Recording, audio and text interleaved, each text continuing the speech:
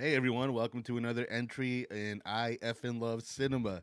Today we're talking about the third film by Robert Eggers, a writer and director who is turning out to be just one of the best voices working in Hollywood today. We're talking about The Northman, of basically just your standard revenge tale set in the Viking era. Although I did notice that like the main character's name is Hamlet, sounds a lot like Hamlet. And this story has a lot of Hamlet parallels, you know. Not that I've read Hamlet, but I love The Lion King, so close enough. So yeah, let's talk about The Northman. This is like this is definitely this is the first film by Robert Eggers that was produced by a major Hollywood studio.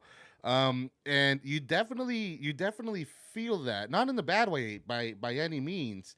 This is the kind of story that definitely deserves this sort of budget and stuff like that. But the thing is, what makes The Witch and The Lighthouse so damn good is that they're very surreal movies. They're movies that very much have this magical realism to it that really kind of makes them something really special. And you get this in the movie. It's there, definitely there. But I get the sense that it was something that was in the original, that was in Robert Eggers' original vision a lot more than it is here. Not that this movie is lacking in any way, not by any means. This movie is a meal. This is a movie ass movie, dude. Like it really is like the best of like the best mix of auteur filmmaking and just high budget studio filmmaking. The only thing that really just kind of seems off about it in comparison to Robert Eggers' other movies is that it is just a very conventional revenge tale. It's a very well written, very well directed, and very dense revenge tale, but it is ultimately just a revenge tale.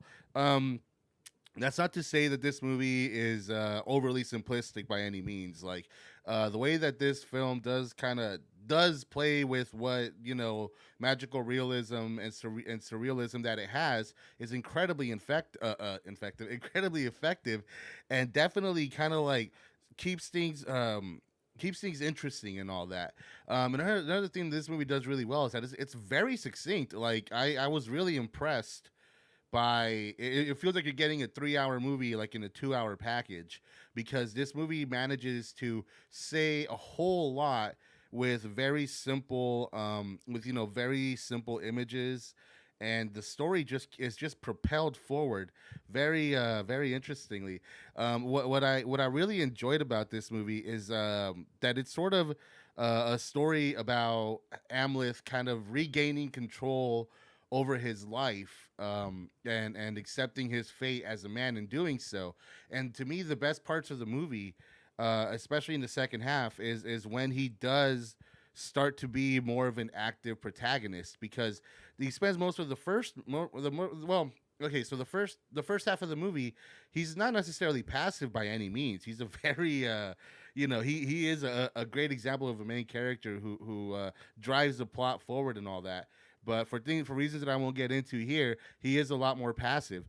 And once he is able to really self actualize, like that's when the movie gets really just delicious, and that sort of way that only a revenge movie, especially a very good revenge movie, can give you. Like seeing him, just sort of how do I say it? Seeing him like start to form his comeuppance against the people who have wronged him. It's just so like fun to watch, and seeing the creativity that goes into that was just an absolute joy. This movie is absolutely brutal, really fucking brutal. I cannot stress that enough. This is a brutal movie from beginning to end. There is one sequence that very much reminded me of Come and See. If you know the Russian film Come and See, you know what I'm talking about in the sense that it's very depraved and very dark and very soulless. But ultimately, I think at the core of every revenge movie in every revenge story, it is a movie about it. The art story is about losing your humanity and taking your humanity back. And this is no different. This is a movie that definitely kind of starts off with a very good first act that sets up the revenge tale that we're. Oh, wait a second. Oh shit. Hold on. Oh, there's an after credit. I'm gonna have to go back and watch that. But anyways, that's it. I'm still having playing it in the background. If you guys want to know how soon it's been since I've seen it, I literally just finished watching and hopped on here. But yeah, this is an absolutely God. What was I saying earlier? Yeah, this is a film very much about reclaiming humanity, and so in order to tell that story, you got to have early on in your story like some very messed up inhumane stuff to give our character a starting point to grow from. And yeah, this movie definitely has that. Like the first half of this movie is incredibly unforgivably brutal. I mean, it's unforgivably brutal all throughout. It's just that like in the second half, it's that sort of rewarding type of brutal that is really fun to watch. The first half, it's just holy shit, it's still going on. I am really gonna have to go back to that. I'm trying to block it so you guys don't see anything. But yeah, I mean, there's so much going on here because this movie, like I said, it's very dense. There are a lot of layers to this. And maybe layers is the wrong word, but there is like a really strong sense of like of really making you feel immersed in this world. Like the first act of this from beginning to end is just so like I always say that a good first act is not just like fun to watch but also kind of informs you as to how to watch and think about the movie as it moves forward, and this movie does that very well.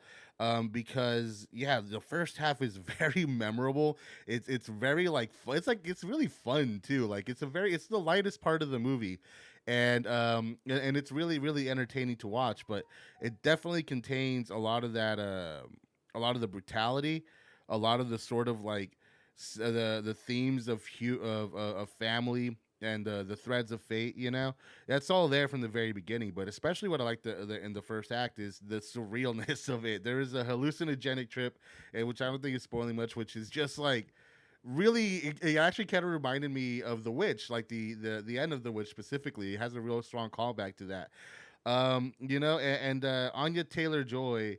When Anya Taylor Joy and Robert Eggers work together, they really push some great stuff out of each other. She is really really awesome in this movie. Along with I think it's Alexander Skarsgård who's the main. Oh, who's Amleth here? I'm not entirely sure. I can't tell a Skarsgård apart unless it's Bill. To be totally honest, um, but yeah, dude, I really just I really enjoy the sort of immersive quality of this movie. You really feel like you're in the Viking era when you're in it. When especially with the sound design and with the sort of, let's face it, life was really cheap back in the day. So that sort of brutality of the Viking era is there. And I mean, there's times where, like, as a modern viewer, you're just like, oh, this is a little much. But then you think, no, no, this is not. This is exactly how things were back then. Life was a lot crueler. Life was cheaper. And you would think, and in a lot of, and maybe in the hands of a weaker director, that would be a distracting thing. It would be kind of gratuitous, but nothing in this film is gratuitous, especially none of the violence. And no matter how brutal it is, it all really serves the story, serves the themes, and serves to, like I said, just really, really get you into the world. I really love all the chants, and it's. I think it's very easy for a movie like this, right? Which is so like such a man's film. It's like this is a film that's just like made for like getting drunk and just really fucking getting into your, how do I say it, like really just vibing on your own masculinity here. This is a great movie for that. And I think it's so easy for those types of movies to really kind of play at one note. But what I really liked about this film is that there's a lot of sequences about ritual and about community, that are strong themes, not just to the film, but also it's just something that isn't really talked about much. That in order to be a man, you need to be a man of your community as much as you are a man to your family and a man of your own accord. So yeah, this is exactly the type of I guess you could say portrayal of masculinity that we need. Because there is. and especially, one of the things that really comes into fruition as the film goes on is that it's also about like who you choose to be vulnerable around.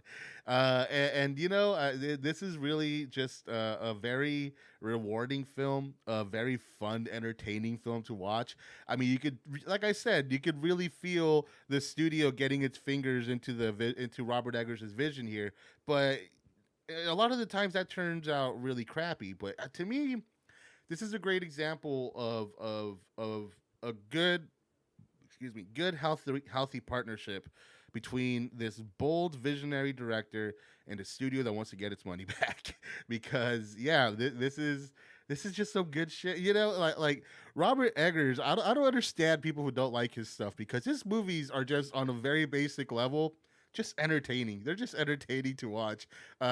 His use of language is his mastery of language, especially older language, is just super immersive, and b just fun. And Willem Dafoe is here, like feeling like it's a continuation of his performance in The Lighthouse. He's not in it for long, but goddamn, is he memorable? He's really Willem Dafoeing it up. So that's gonna be my that's bring my review to a close. I really cannot speak enough to at the amazing direction. It's a standard revenge story, but it's a damn well told one. It's beautifully shot, and it sounds like friggin' God. All right, so I can't think of anyone who I can't recommend this to. I mean, if you're incredibly squeamish and sensitive to some very bold inhumanity, maybe avoid this one because it is a very brutal movie. But if you can stomach some hardcore violence and some very messed up imagery, watch it. Absolutely watch this movie. So, anyways, that's going to be all for today. I've been Ed. You've been awesome. Take care.